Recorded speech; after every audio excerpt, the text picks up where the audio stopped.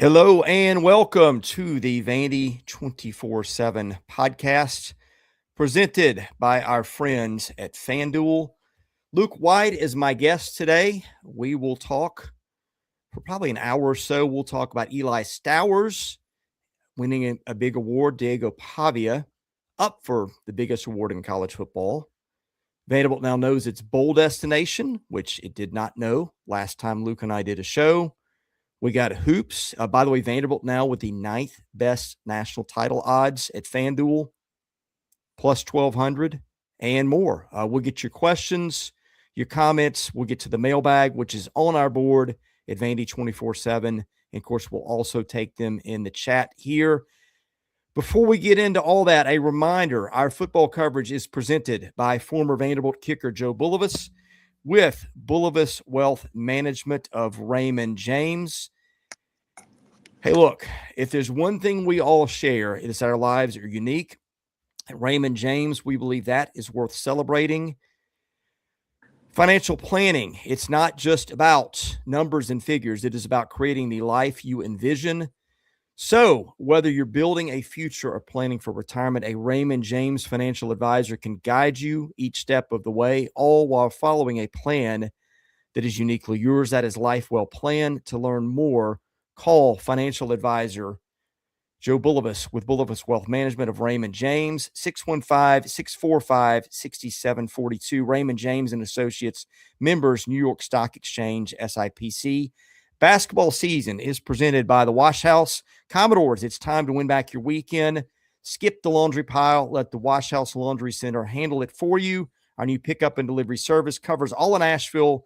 So we'll grab your laundry, wash, dry, fold, and deliver that right back to your door. That leaves you more time for tailgates, highlights, and victory celebrations. There's been a few of those lately, by the way. Schedule your first pickup today at washhouseclean.com with my buddy Steve Andrews. Wash House Laundry Center, the official way to stay fresh on game day. Looking for a sponsor for baseball season? Actually, a couple of you reached out to me. I need to get back to you on that. But sponsorship for anything is always appreciated here. That is how we pay the bills, keep the lights on. And I don't know what happened to Luke White. Luke may have got a phone call. Anyway, topics today going to be, again, Eli Stowers. Let's start there. Eli Stowers last night. There you are, Luke. Okay, I was buying time while you did you get a phone call? Yeah. I'm okay. Good. Yeah. I tell you what I'm gonna do. I forgot to post this on our board, so let me do that. I'm gonna let you filibuster for a minute to start wherever you want to start. You can do bowl game. You can do Heisman. You can do Eli Stowers winning the Campbell Trophy. You could even do hoops if you wanted to. I'll just let you go where your heart dictates. I'm not going anywhere, but I'm going to be distracted for a minute posting this link. So carry on. Sure. Yeah, I'd like to start with the bowl game. You know, we were all disappointed that we didn't make the playoff, but I think we all saw that coming fairly early. The Iowa game, to me, a good comp is going to be how our Missouri game was. I felt like that game, the 17-10 type game, is what we will see in the bowl game.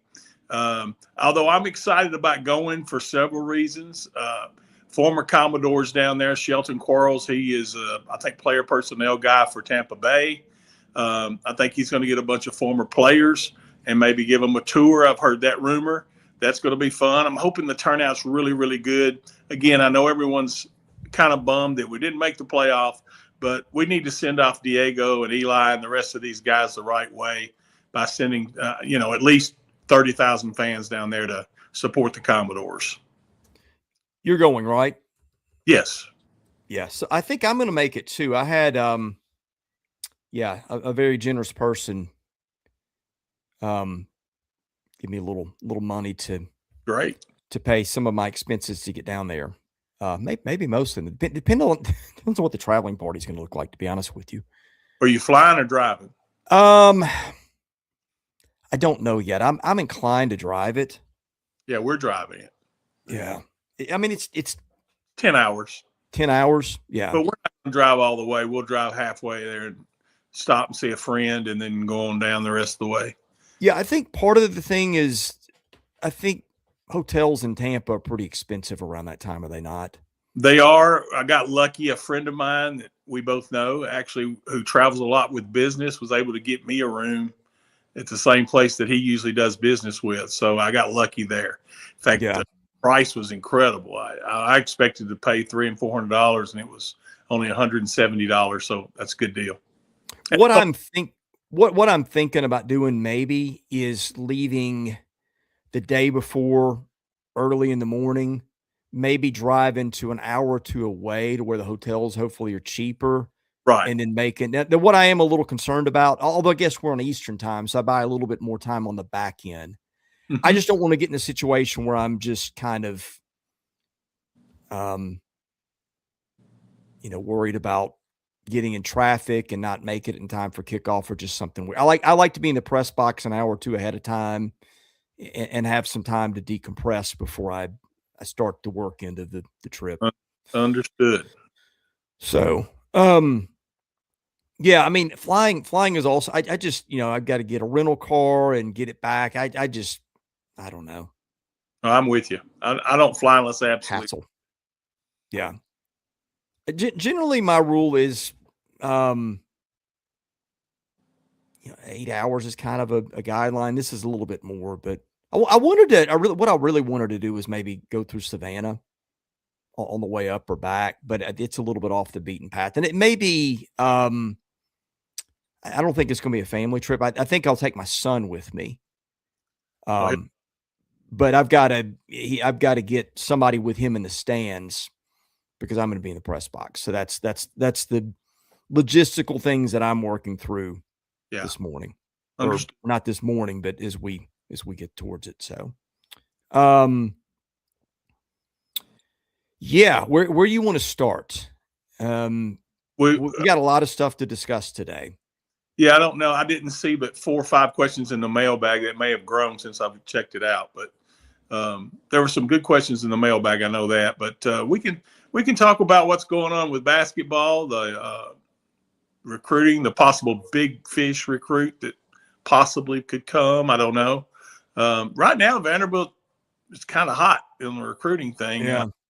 And, it's one of those things that, 5 years ago, Chris, we'd be sitting here and we'd never believe where we were right now. We wouldn't. Yeah. That kid number 2 has changed a whole lot for Vanderbilt. Yeah. It kind of and people don't believe me, but listen, it bleeds over into everything you do over there. Yeah. You had a kid come in who showed you how to create a culture. And believe it or not, it went into the soccer team, track team, all those other sports, because they're like, hey man, look at this. Look at this guy's energy. Look how positivity can pay off. And I think the coaches have been educated a little bit as well over there.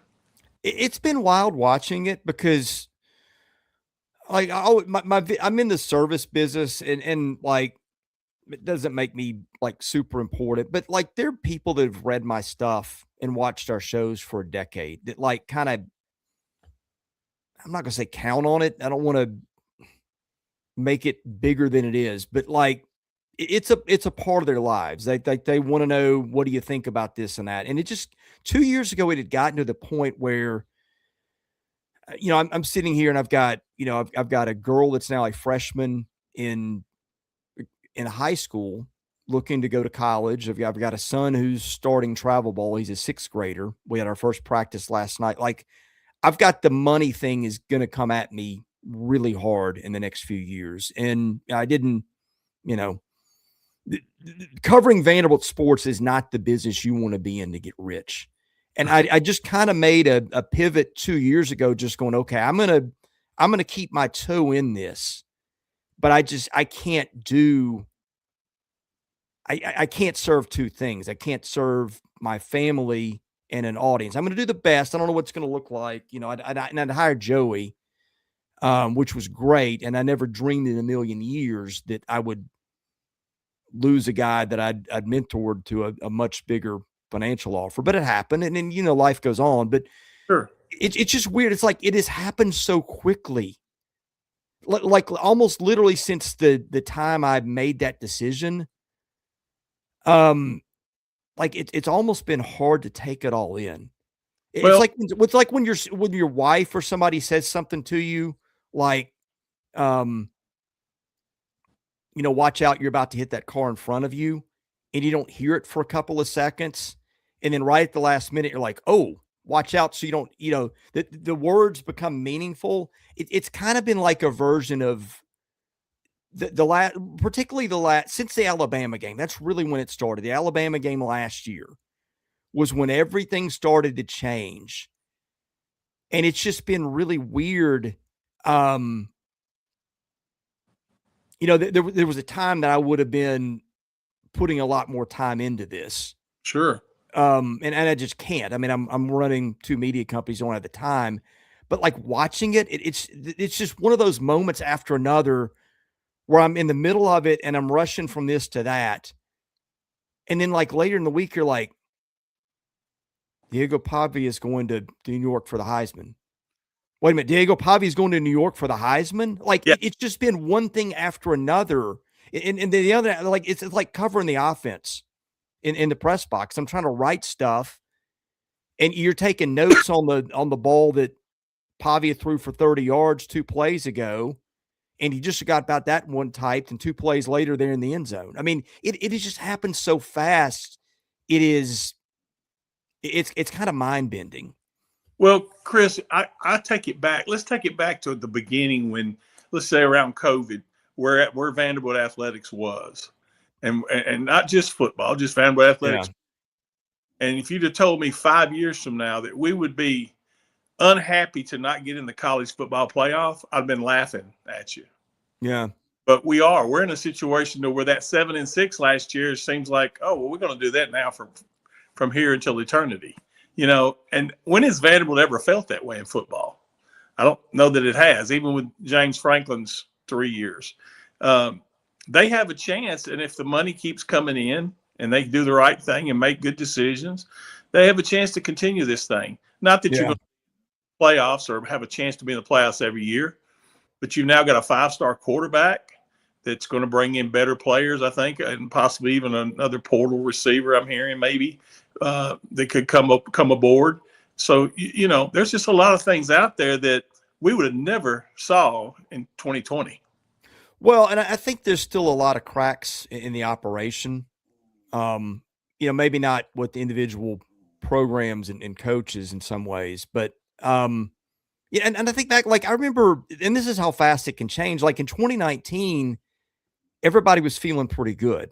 You won a national title in basketball. I think, was that the year football went to a bowl game? In 19? No. Wait, well, 19 was a mix.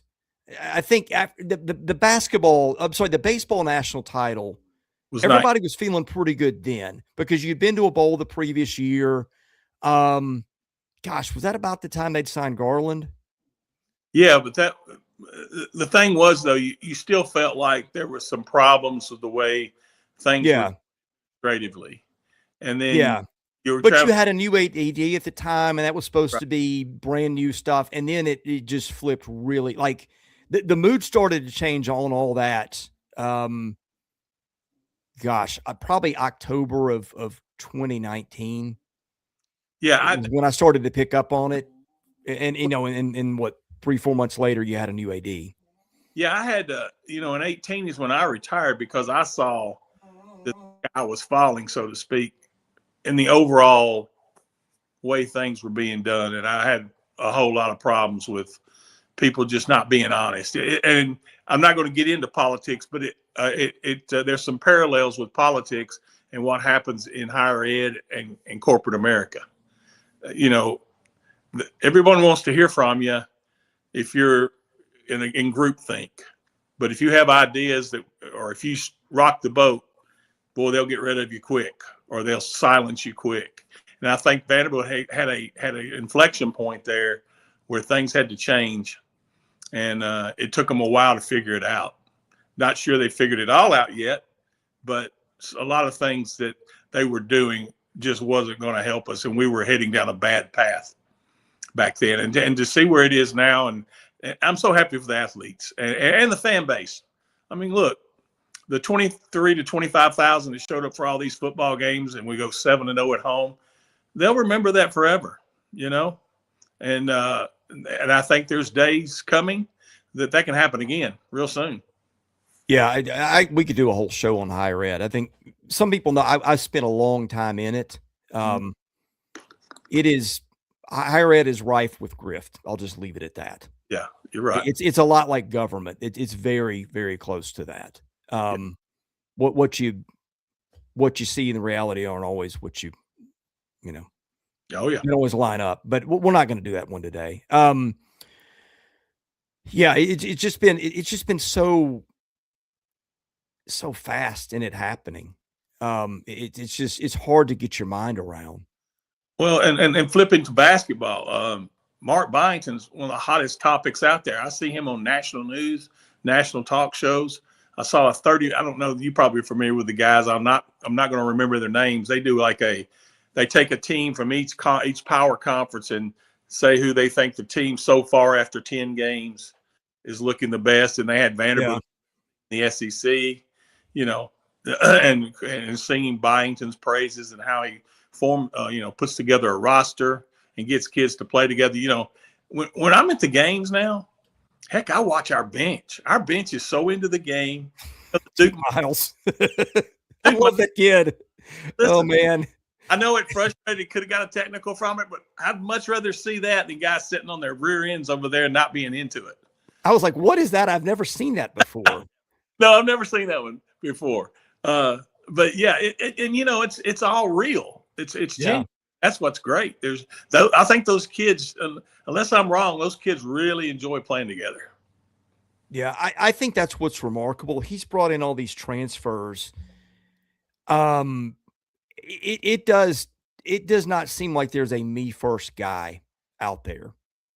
And last year, even though there was definitely a me first guy or two on, but they knew. I think they knew that going in.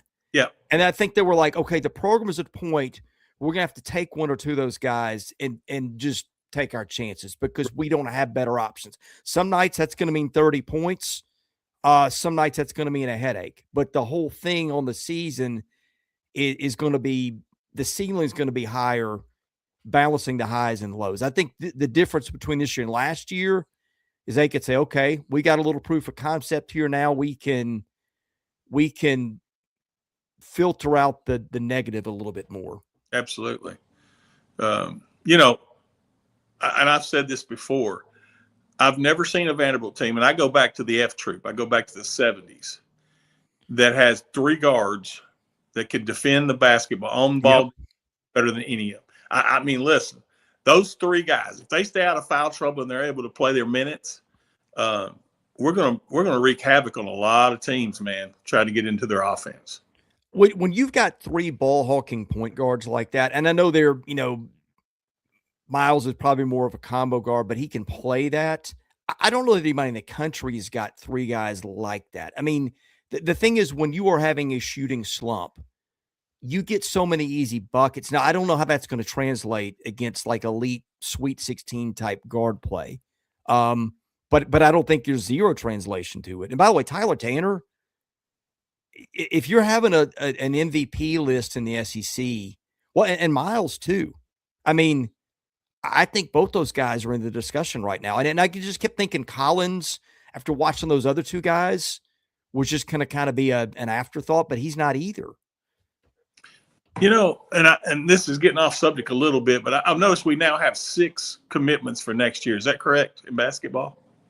I think some of them are PWOs. Oh, okay. I didn't know that. The reason I asked that is because off of this, I guess that's still a thing. Does Tyler Nickel and Devin still have eligibility after this year? I didn't think so, but I don't know. I can't keep up anymore. See, I think they do. I think the only one, you know, unless you're marked as a graduate, then you could come back, the way I understand it. Well, I mean, let me as a sidebar, I think Miles Capers has got another year? He does. And did I read that Zaylen Woods got a year? He does. No, they were inaccurate. I saw that too. But okay. Now, I could for the life of me, I couldn't figure out Zaylen Wood, how that would be possible. No. Cole Spence has 2 more years. I know. I don't know. I'm like you. I just kind of throw up my hands and let somebody else figure that out because. Well, at one time I used to have a chart where I did all that and kept track of it at the former site. I've just completely given up. I'm just like, you just wake me up when we know for sure. I don't even try to guess. Right. So, yeah, I mean, I guess you get Central Arkansas this weekend, then you go to Memphis and go to Wake. Yeah, I'm going down to the Memphis game. Oh yeah, yeah. That's a middle of the week game, isn't it? Yeah. A friend of mine has a suite there for the Grizzlies, and he's going to let us in the suite. That'll be fun.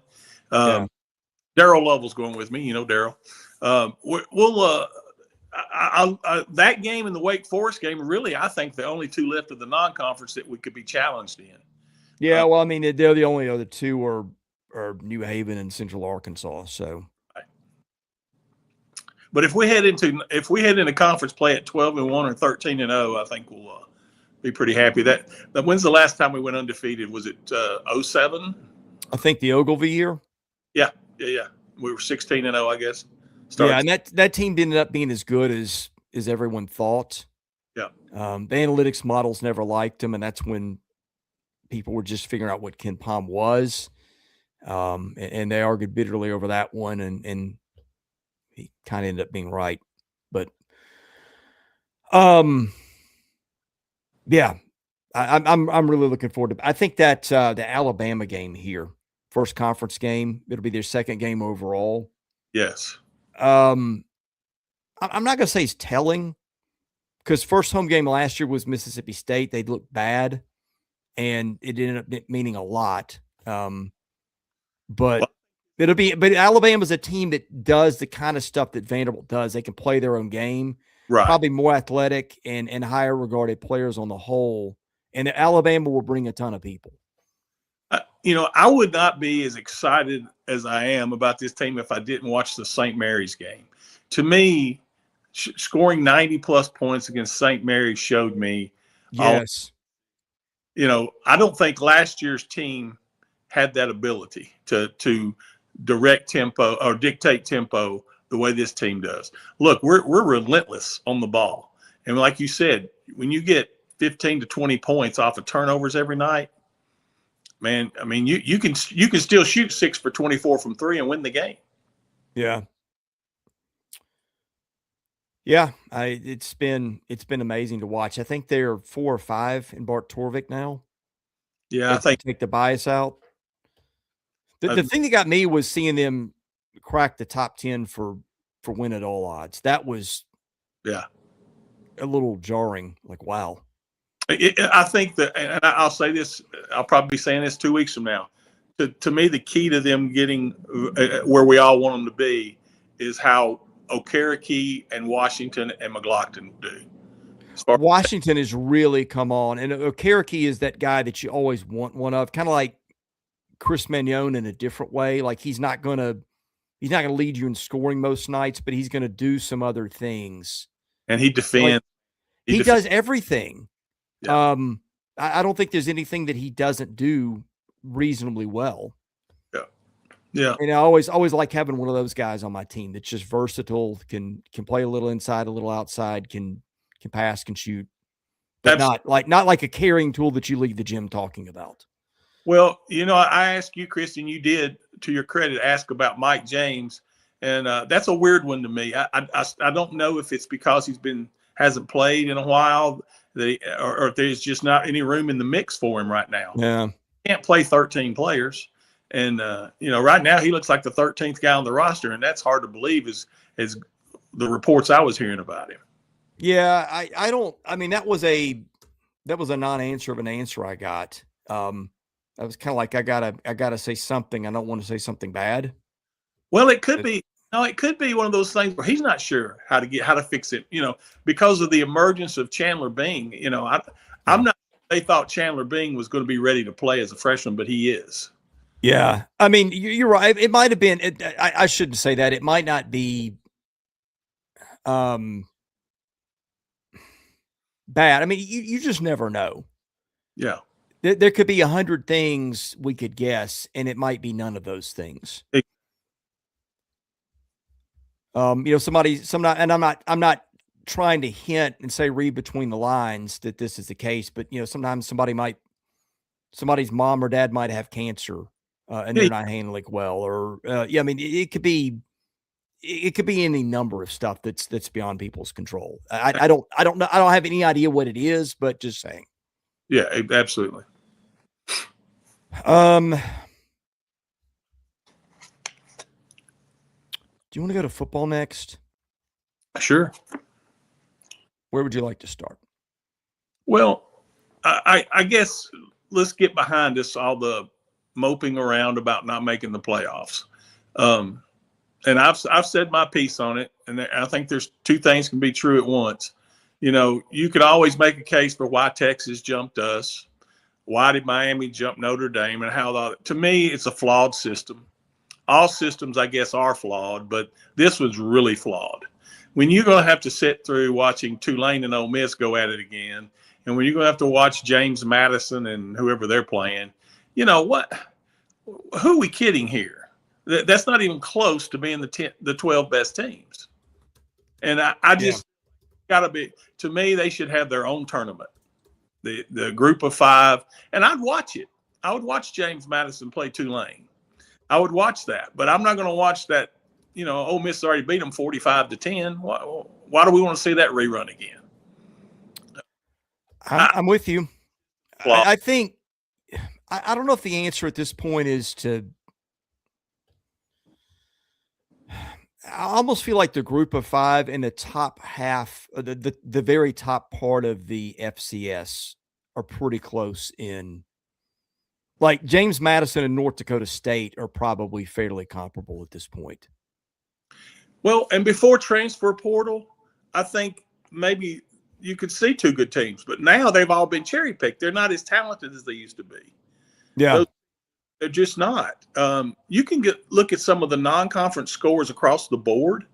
I mean, people are putting up 50, 60, 70-point wins against these teams. And, they just need to have their own tournament, in my estimation. Yeah. No, I agree. I mean, by the rules, I mean, it stinks that you had 2 teams get in. I mean, if you look at what the committee said, Vanderbilt wasn't getting in anyway. No. Don't know that I agree with that, but somebody said this, that, the ACC ESPN has TV rights for the ACC. So the chance that Miami, the ACC team, was not going to make it, probably in hindsight, pretty slim. I mean, everybody's got a conspiracy theory about everything. Like if Notre Dame had made it, it had been Notre Dame. Everybody's got their conspiracy theory on Alabama making it. I'll tell you all along, I said I think there was a half dozen teams that had a case for the last couple of spots. You could make your arguments different ways. I don't have a super strong opinion. If it were me, I probably would have taken Vandy, because I think one thing that nobody talked about was that Vanderbilt did not have a real blot on its resume. It was consistent across the board. You could pick bones with some other teams. You couldn't with Vandy. But if that's not what you value, then you're not getting in. Now, look, I don't think they were getting in anyway. I've come around to Vanderbilt's stance on the brand thing.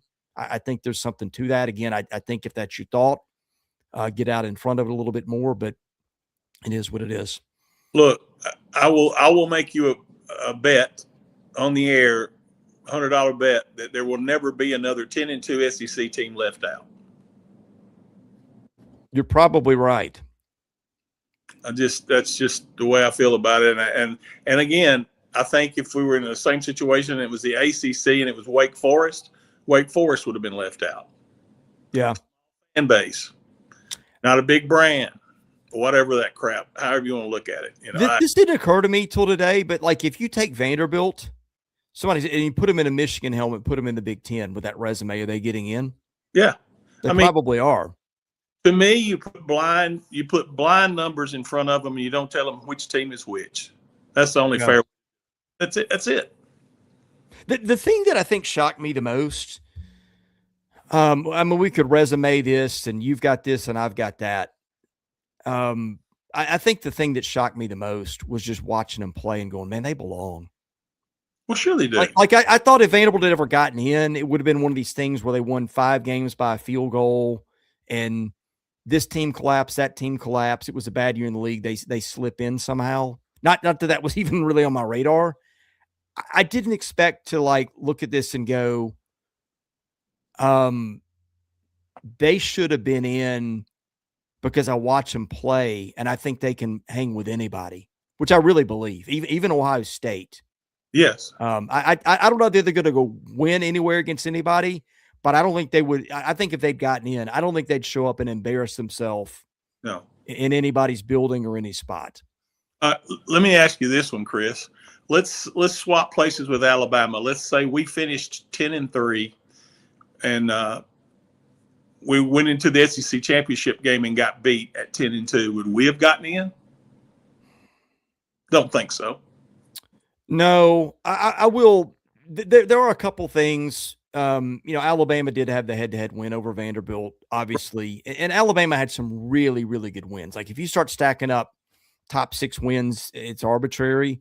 I think Alabama's on balance were better than anybody's, and I am a thing of okay, that should count for something.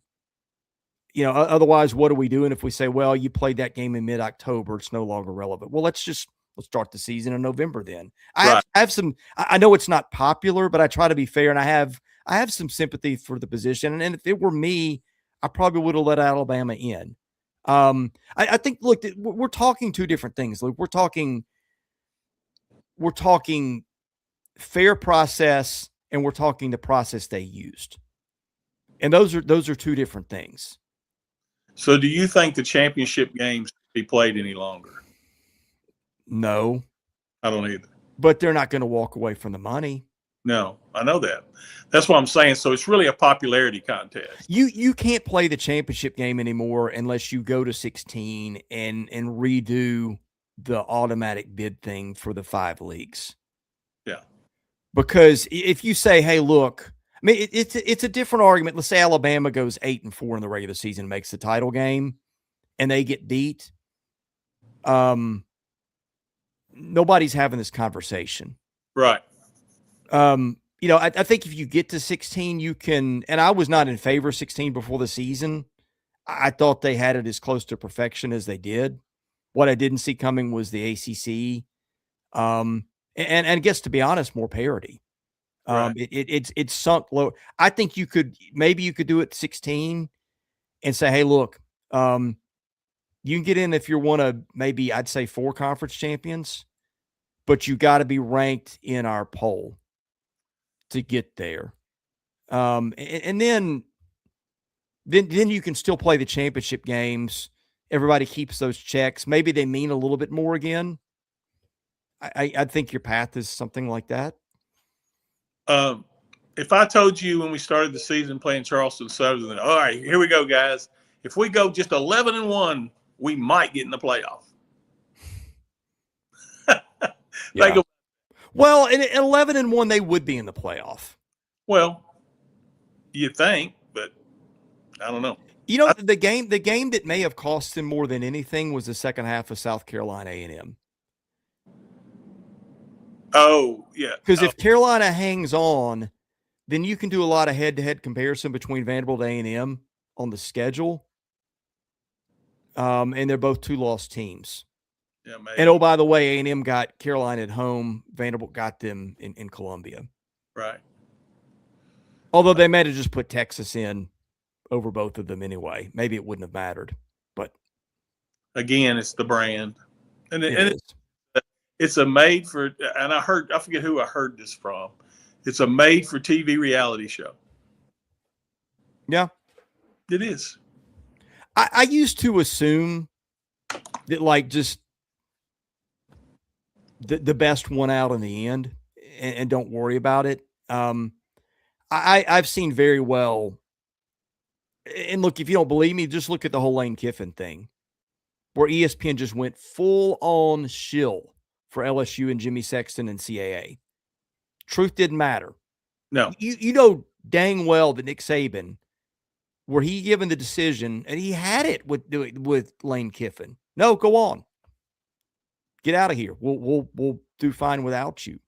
And then to see him turn around and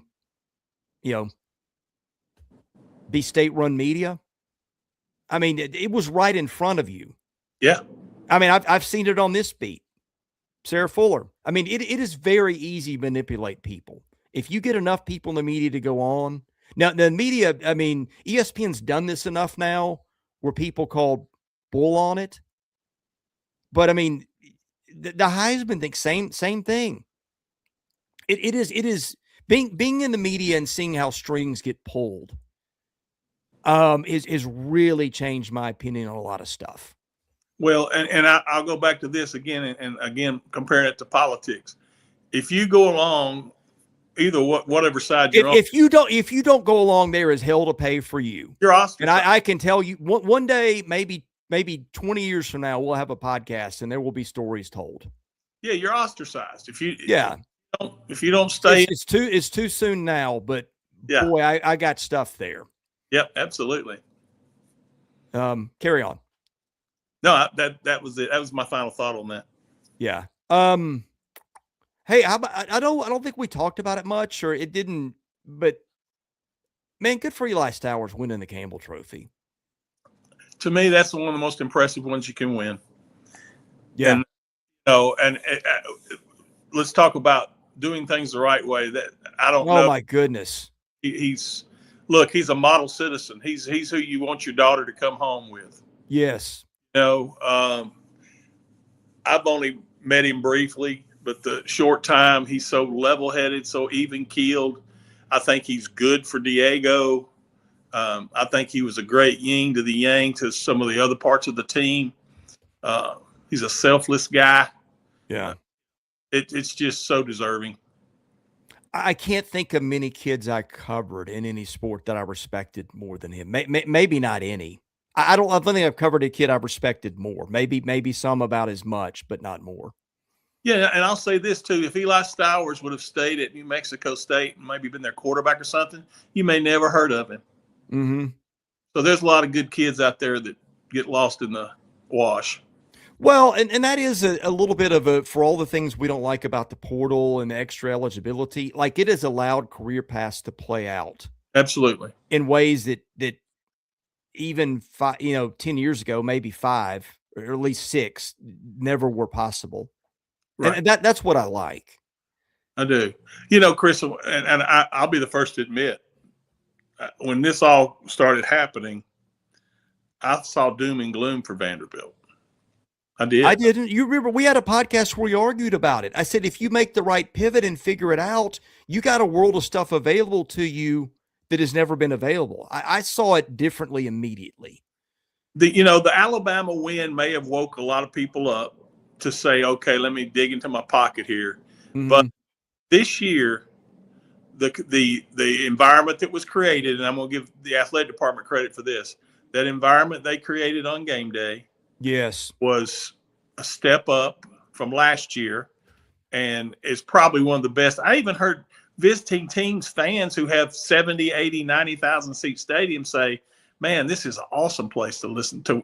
I feel like I'm in a party. Yeah. I've told a couple people that haven't been to games that said, man, make it a point to get in there because you won't believe it. No, you won't. And it's not going to slow down unless, now there'll be a battle. Jared will have to earn his position against Blaze in the spring. But, with a dynamic kid like Jared Curtis on the horizon, it's still going to be some fun days in there if they put people around him. Something you said reminded me of a thing I meant to bring up with you. It's just kind of going and looking back at this because you never a lot of times get the truth in the moment. It filters out years later when stuff is convenient to talk about.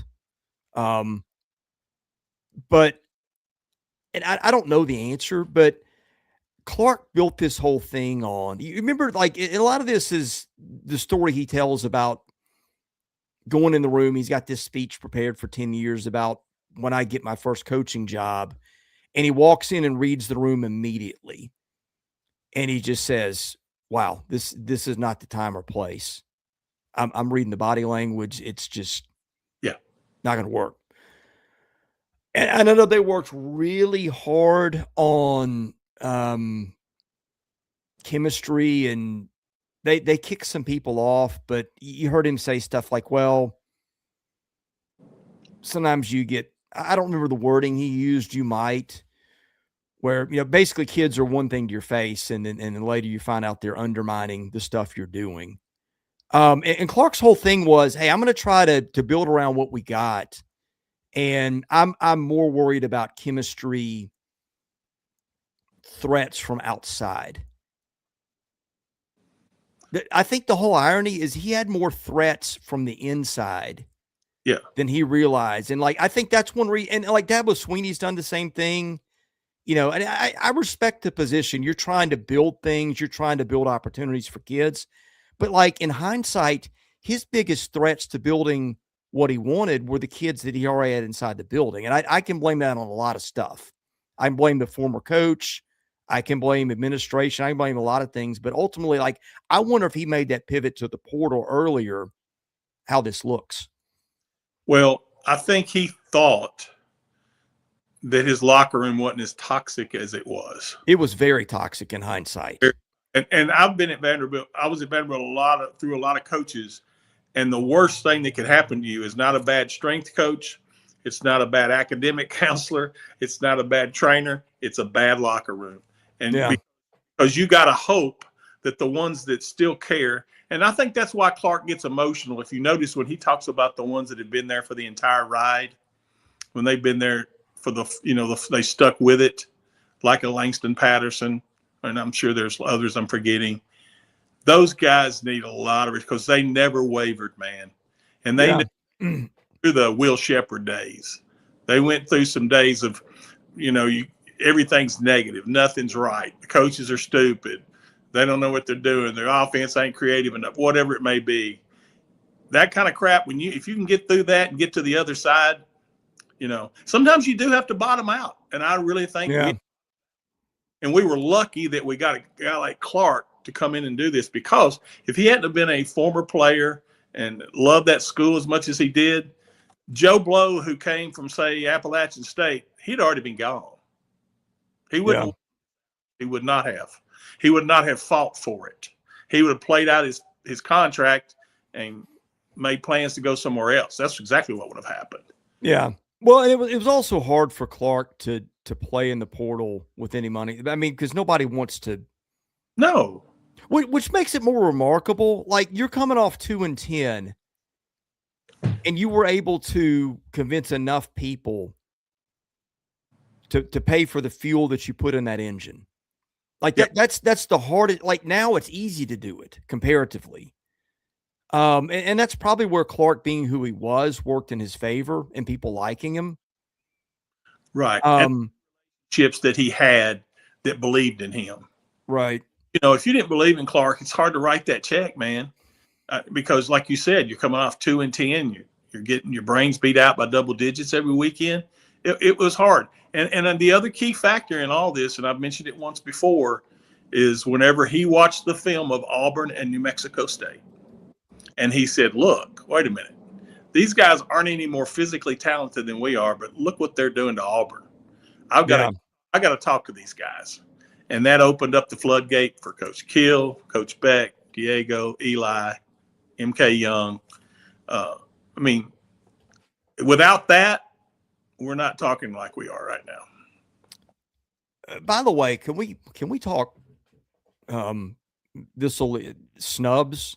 How did Tim Beck not get not even a finalist for a national? Well, I mean, we answered the question 10 minutes ago. And then the all-SEC team, you get now. I don't know. To be fair, other than Jordan White, I'm not certain who else belongs on that list.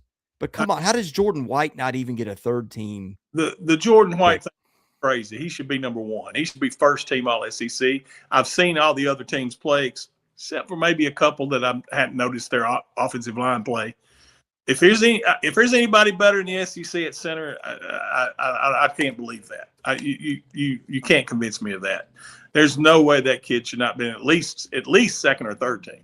Well, it's like he won SEC Offensive Lineman of the Week 14 4 times. Yeah. I like how could that not be on someone's mind? Well, and the thing with Tim Beck is what that tells me is they're saying, "Oh, it was all Diego Pavia." Yeah.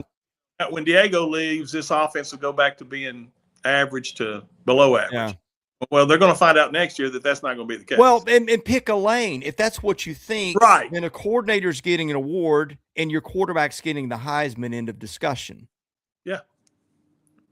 And speaking of the Heisman, and I hope he wins it, but I don't think he will. And again, it'll be because of, I think now, not that Indiana's a brand in football, but I think it's multiple things. And this, the fake crap that I watched whenever they won 13-10 the other night. I love Gus Johnson, but that was awful. That was ridiculous. And I know that's who they're getting paid for. So it's again, state-run radio or whatever. But come on, guys, let's be real. It was 13-10. He did nothing spectacular. Who do you put on a 3-team All SEC thing? White again should have made it. To be honest, this was kind of more of a team thing. It is, and I don't know that you have a lot of. I could argue Cedric Alexander as a third team guy because of the versatility, but nobody's making it with 560 rushing yards. I think Brian Longwell at times has really shown up big for them. CJ Hurd at one point was having that kind of season where I think he was maybe in the discussion, but just, that Texas game probably killed it. It really was a team thing more than a bunch of stars. It was. The only one to me is Jordan White. The rest of them, I can argue for, but I can also see why they wouldn't be. Right.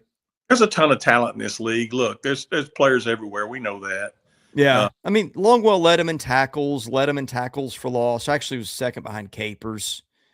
Capers, another guy, but as an edge guy with 4.5 sacks, you're probably not going to get there. Martell Height, because of the experiment with the receiver DB thing, I think that hurt him a little bit. Yeah. The other thing you look at, it's obviously individual awards because you can't judge by what the team's records were because we get 2 guys and Tennessee gets 7. Yeah. You beat them by 21 points in their building. So, well, again,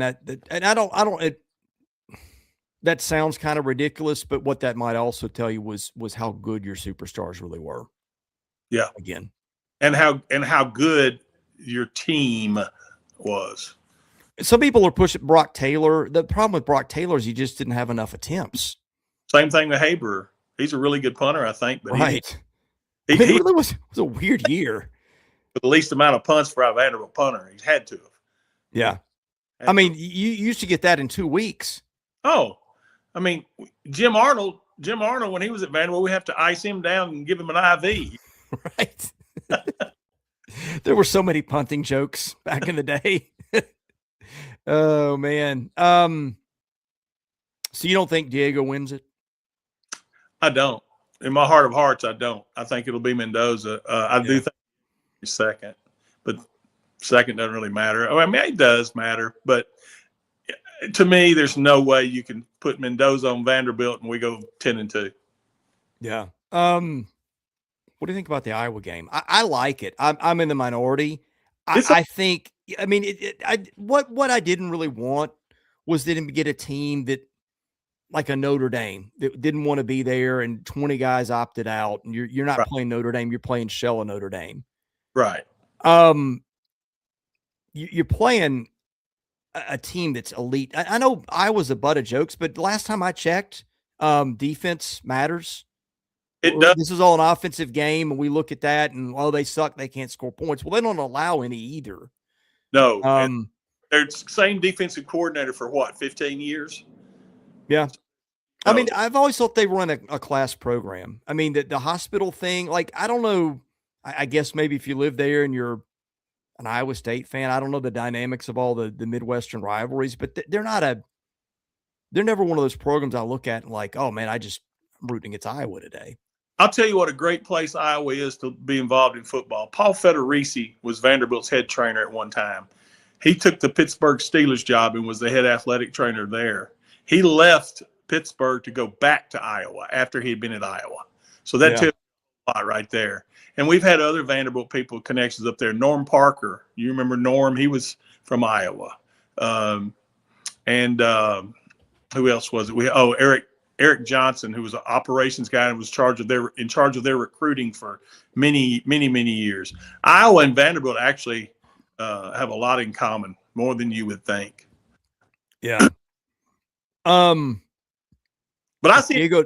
Well, and here's the other thing: if Diego doesn't get the Heisman, how motivated is that kid going to be to show out in a bowl game?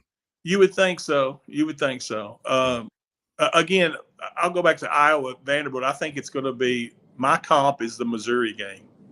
Now, I hope it's not a 17-10 slugfest. I do hope it's a little prettier game, but that's what all signs point to that. Yeah.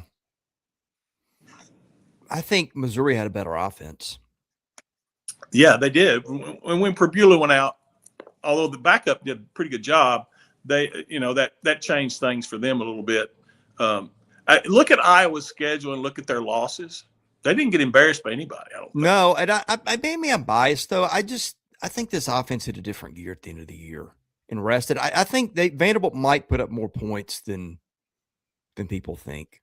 Yeah, what is Iowa giving up? They're only giving up about 14 a game or something like that. Oh, I've got it. Hang on just a minute. I've got a game by game thing. If you could give me a minute to get there.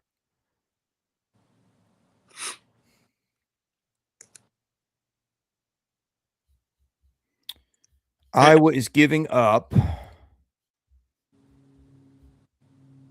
15.2 a game, 271 yards of offense, 4.5 a play. Now, they're only gaining 315. They're scoring almost 29 points. I think some of that may be special teams and defensive scores, which is, be on the lookout for that. High point total. You would never guess who they gave up their most points against. It was a conference game. It was. Most points against Penn State. Close. Rutgers 28. Penn State got 24. Yeah. They only gave up 18 to Oregon. That was in Iowa. It was a cold, I think a wet day. Did score 40 on Nebraska last game with 379 yards of offense. So, well, I think it'll be a type of game that the turnover battle will probably determine the winner. Yeah, they force a few, 1.9% of snaps. I think Vanderbilt forces a few more, maybe. Or I think Vanderbilt's actually in the same range, but yeah, I mean. And we're what, 4-point favorite, something like that? Last I checked. You want to do mailbag and get out of here? Sure, let's do it. Okay. Can you see the stuff in chat? I cannot. Okay. I was going to let you take a few of those. I'll just read them to you in a minute. Here's the mailbag. Okay. Mailbag is always brought to you by our friends at Sutherland and Belk, a family-owned injury law firm. If your loved one has been hurt in an accident, give Taylor or Russell a call, 615-846-6200. See what your rights are and if they can help. Guest line on which Luke White appears, presented by John Levin and Womble Bond Dickinson, also Game and Packaging Systems, leaders in end-of-the-line packaging automation. They are friends of the show. We appreciate them as well. Foghorn, what are you hearing in terms of NIL growth year over year? Where do we stack up in football and basketball against other SEC schools? Basketball, I haven't heard lately. I have concerns in basketball. Yeah, maybe. Football, I think we're doing really well. I think we're middle to the top, somewhere in that 6 to 8 range. Yeah. And again, one thing I think it happens at Vanderbilt, and I don't know how it's arranged or how payments are made, but if there's somebody we really, really, really want, for instance, like Jared Curtis, and we need, some extra juice pumped in there, I think we have a way to get that done. Yeah. VU William, how many Vanderbilt players get invited to the upcoming NFL Combine? I think Eli Stowers for sure. Diego. I mean, again, there's some of these kids that can come probably back. Did punters go to combines? They do. Okay. Maybe Haber. Again, Jordan White's got to get invited. I think. Again, if he doesn't, then I'm seeing things when I watch him play. I don't know, because there's some guys that can come back that if they, that may not want to come back and go ahead and test the waters of NFL. Yeah. VU Midge, hey boys, good to see y'all. Give us a prediction on how many Vanderbilt fans will be at the bowl game, and are you two going? I'm planning on going. Luke is planning on going. And turnout, your guess is going to be better than mine on that one. If you go by the bowls that we've had before, we should have 30,000 people there. The fact that the timing of it, New Year's Eve, is good. It's a day game. I'm thinking 25 to 30,000. Yeah. I think you have a lot of people that have money to burn that probably haven't been to a game all year show up in Tampa. Yeah. Raiders 1967. Luke mentioned outstanding work Lou Harris did for Eric Jones before the 88 season to promote Heisman consideration. Can you discuss what happened within the last 5 years with media relations that led to 2025, where seemingly they're scrambling near the end of the season by media relations to produce a competent campaign for a true Heisman candidate? Obviously, I have an opinion on that, but I'll let you go first. Well, let me go back to Lou Harris. You only had 4 people in that office then. I think Tony Neely, the great Tony Neely, who's at Kentucky now, was his assistant. And then there were 2 others in there, and that was it. But they did a tremendous job of getting out mailers. They did posters. They did a thing over at the Bellmead Theater with Eric Jones. And back then, it wasn't media relations. Back then it was called Sports Information Department. Yeah. So that's all there was 4 people pretty much running that thing. And I thought they did a fantastic job back then. You can speak more to what happened on this one. Well, here's how the structure used to be. Back in 2020 when they blew it up. And look, I was friends with some of these people. Some of these people I wasn't friends with. In fact, some of them I didn't maybe care for, but they were great at what they did. That's when they had the social media team really rolling for baseball. And they had really good people in the chair of all the sports spots. And they got to run their own department like you would run it at any other athletic department in the country. And for a long time, the school had wanted control over that, just like it took control over the athletic director position when they did the whole thing in 2004. The school had coveted control over media relations to control the message the way it wanted from the Kirkland end. And Malcolm Turner had resisted them in that. And when they kicked Turner out, within a few months, they had flipped it to where it's run by Steve Ortell and those guys in Kirkland. And there's some intermediaries in VP titles or have been that I don't ever see doing any day-to-day work out of the Kirkland end. And you'll see them occasionally in the press box. I don't know what the deal was this year as much, but everything's got to go through Kirkland. So it delays tweets. They got to put theirs, at least it has been this way. I don't know if something's been tweaked. And my understanding, again, is that nobody on the athletic end is happy about it. Nobody's going to be that guy to complain or push the issue, because that's, it gets you fired at Vanderbilt a lot of times. So you just kind of got to shut up and take it. And everything ends up a Candace Ortell conversation. People can let their opinions be known, but those two work it out through themselves on the phone, and you're, wherever it lands is what you're stuck with. And I think a lot of the frustration has been, not understanding the messaging, just the nature of sports and everything at the ground level, like the people that have that they used to have and have in other departments that other schools have.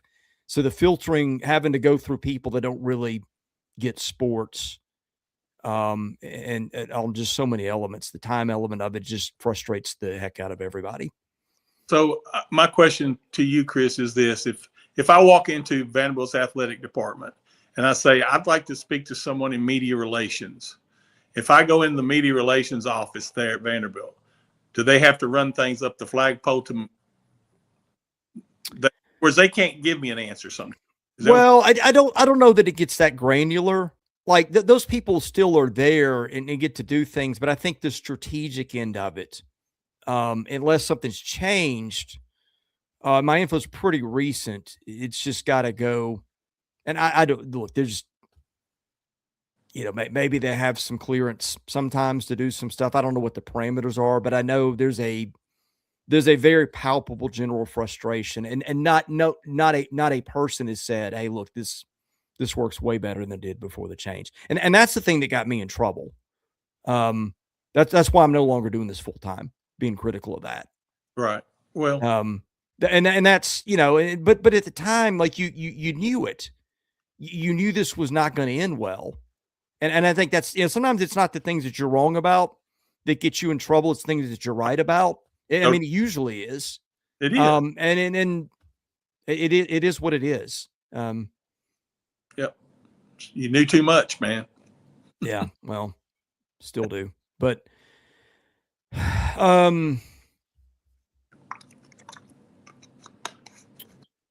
info on football names that'll hit the portal from Saban, Saban 23. I guess you mean on the Vandy end? I haven't heard any yet. I haven't heard any yet. Here's the thing, and I think I'm correct about this. There's a lot of guys that will be asked, you're not going to play here. We've overridden type of thing. You got that group, and then you got the group that are still trying to find out if they have eligibility left. Yeah. 2 or 3 guys like that. And then the way I understand it, basically you have a form you fill out and you say what you like, what you dislike about the order of things. And then you have a number. And basically, I'm just throwing a number out there. Let's say linebacker X made $60,000 this year and he wants 170 to stay at Vanderbilt. If you don't match that or come close to an agreement of that, then he puts himself in. I think that's. I think they have it broken down by value. This position, if you're a linebacker, you're worth this much. And I mean, I'm sure there's some flexibility. Like Pavia's a, right, guy like that. You pay whatever it takes to keep him. So, but generally, you have guidelines. Yeah, and I think it's also about snaps. How many snaps did you play? Okay. How many snaps did you play? Important snaps. In other words, if you got 10 snaps against Georgia State when it was 70-17. Those don't weigh as much as you did if it's a 24-21 game and you got snaps. When will Vandy men's basketball lose its first game? And do you have a prediction for conference record? That from Vandy Exile. Man, that's a good question. Yeah, I thought about it. I'll go with mine. Unless we lose to Memphis or Wake, we're going to go undefeated in non-conference. I think that's easy to say. If we, and I always have to preface it by if we stay healthy and don't get key injuries, I think this team could go 11-7 or 12-6 in the league. Oh, wow. I'm more bullish than you are. Okay. The first one that I'm looking to the schedule, the first one that stands out to me as a loss is at Arkansas. But between then, you got Memphis, Wake Forest, New Haven, South Carolina, Alabama, LSU at home, at Texas. I'm not sure Texas is that good. Florida at home. Florida, I don't think was as good as it's cracked up to be, but I don't think they go unbeaten until then either. Right. I want to see what Ken Pomeroy's got them this morning. 8. I think they're 8.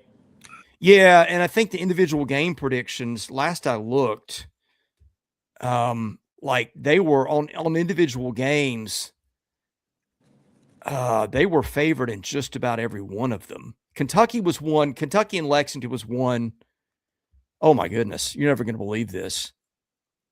They are going to be favored in every single remaining individual game, according to Ken Pomeroy. Even road games like at Tennessee? Even road games. I was waiting for Kentucky to flip after the Gonzaga game. They're a 1-point favorite at Kentucky. They're a 1-point favorite at Tennessee. Now it's those little margins. So their conference record is predicted 13-5.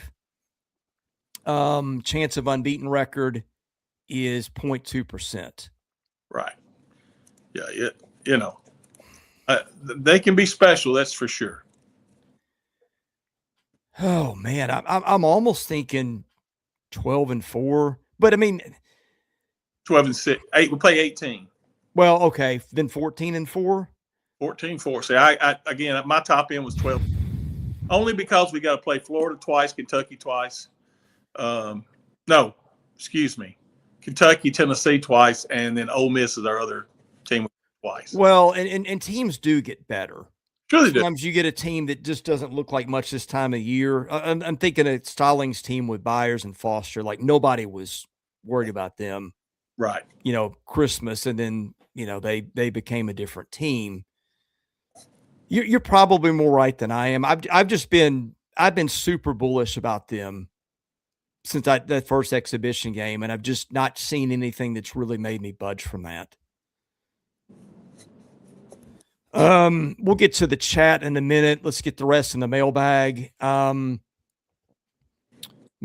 HVAC, do you think college football playoffs should develop a metric similar to net with transparency about how it's calculated? 100%.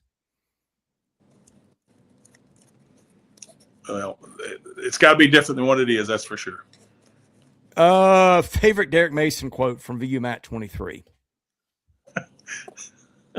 What was the one about the gunfighter? That was a good one.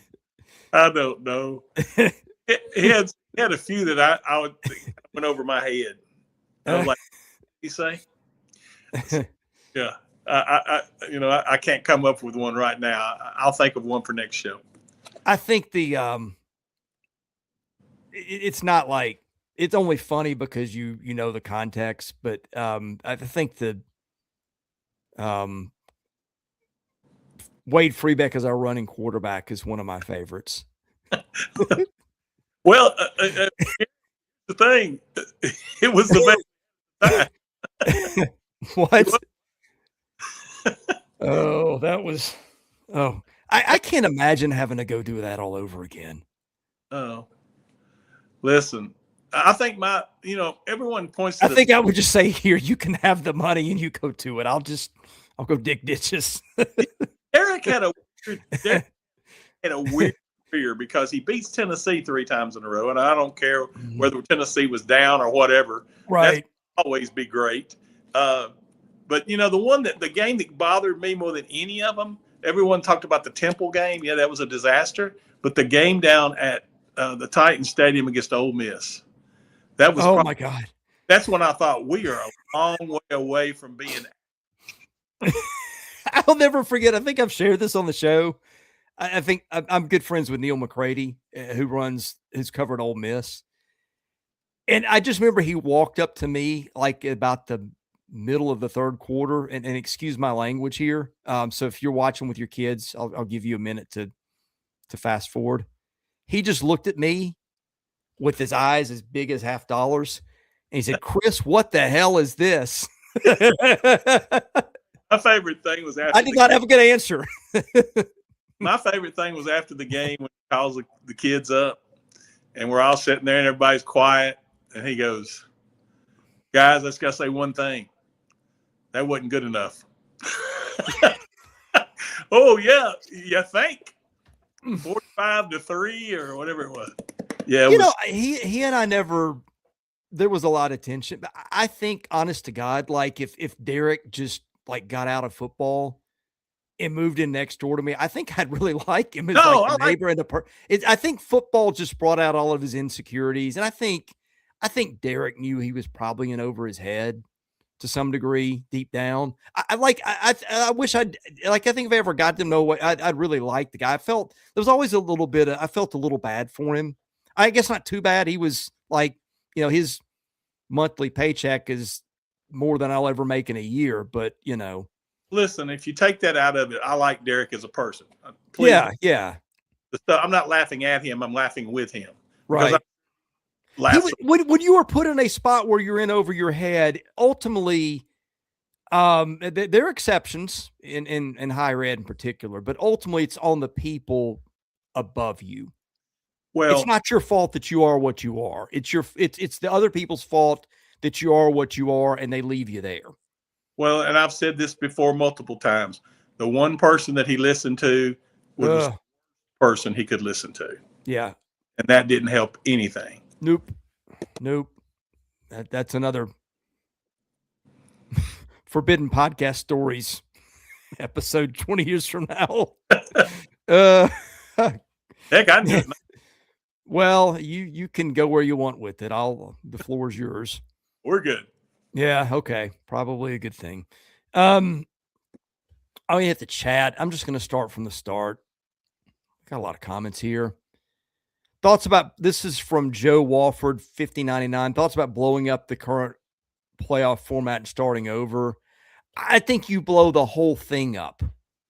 Rules, timelines, bowls, playoff, contracts, NIL, and you start they keep trying to piece this together with one layer on top of the other, and there's so many layers they're not going to work together. It's like taking medicines that you need this for your heart, but you need this for your thyroid. Well, you can't take them together. That's how this thing's. Here's another. If I can go on another high ed rant, if you want to know what I think about higher ed, and it's no different than anything can be used as a grift, Christian ministry, whatever. But the leadership in higher ed has had this problem for 5 years, and it's your presidents. And I think Vanderbilt's got a particularly good one, but it says it's an indictment of the whole system that it's been out in front of everybody for 5 years, and they just keep somehow making it worse rather than better. My comp to all this, an analogy to this, is trying to fly a kite in a hailstorm. Yeah. It's not going to work. It doesn't. Your kite gets a lot of holes in it. Yeah. I think some of these things we have already hit in various ways. Vandy Chris 24, Chris and Luke, wouldn't you both agree that for years, and I'll start with Todd Turner, maybe before that, don't you think the admin owed it to us fans? That's more of a general sentiment. I mean, sure, I've said that for years. The fans get owed more than they're getting. Well, I'm glad he brought up athletic directors because I'd like to, if you don't mind, Chris, I need to take a minute to talk about my second athletic director, Roy Kramer. Oh, yeah. Roy had just passed, and I will tell you this unequivocally, he's the only athletic director that ran his own ship. Mm-hmm. He didn't have to run things up the flagpole to Kirkland. He did it his way, and if they didn't want it that way, they could fire him. I've heard him say that before. Not that he didn't do it in a disrespectful manner. Just to tell you how Roy Kramer was, and he cared about everybody in the athletic department. I was a peon, still am a peon, but I was a peon. I was assistant equipment guy, and I did some other things for the department when football wasn't going on. I helped with all the other sports. Well, when I took over as head equipment manager in 1990, he comes down to my office and hands me a ring. And I'm like, what is this? Because we hadn't gone to a bowl that year or nothing. And it was an all sports ring that he made for me. And he said, you have touched this department in very many ways. And I just felt like you deserved one. Yeah. That's the kind of guy he was. Okay. He didn't have to do that. He didn't have to go seek out an assistant equipment manager and take care of him. I respected him. He was a hard man, but a fair man. That's the best way to put it.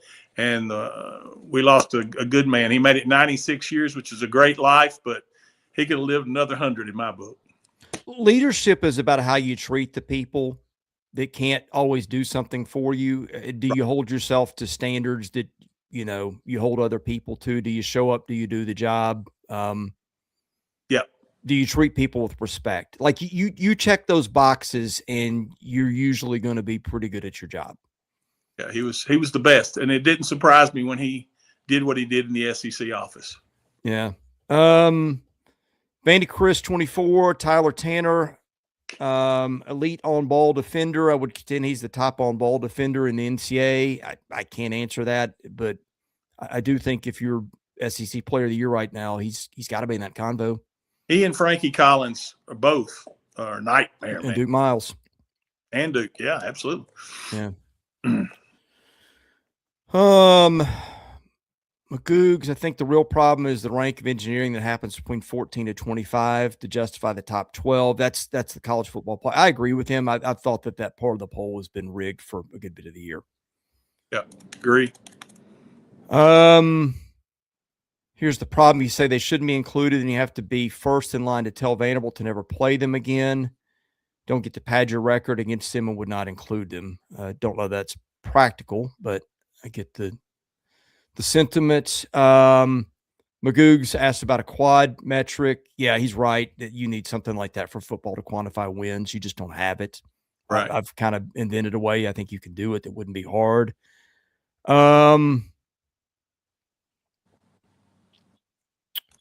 Let's see. Thoughts on Tulane Ole Miss. That doesn't really fit in here. Vandy Chris, I bet Greg Sankey said publicly this week that G5 needs to be included and has been a cheerleader for them. I don't know why. Let's see if there's a question in here. Yeah, how would that benefit Greg Sankey or the SEC? I can't figure that one.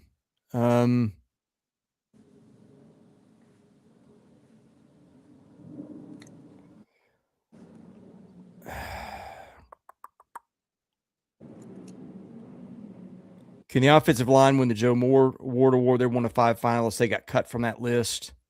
Trace answered that one. We had a lot more comments here than I knew. Vandy Chris says in a chat with Iowa fans, I will be on their pod tonight. They really believe we're just Pavia Stowers and they're going to beat us. Okay. We'll see. Yeah. The Big Ten announced their top 3 all conference teams yet. Do we know? I haven't paid attention. I just had any. Hey, Alex says, he says, hey, Luke, used to work for Tony Neely and Lou Harris in my student days. This season has made me reminisce about those people. Kramer, Ken Hudgens, Ms. Roth, etc. Anyone else you've had fond memories of lately?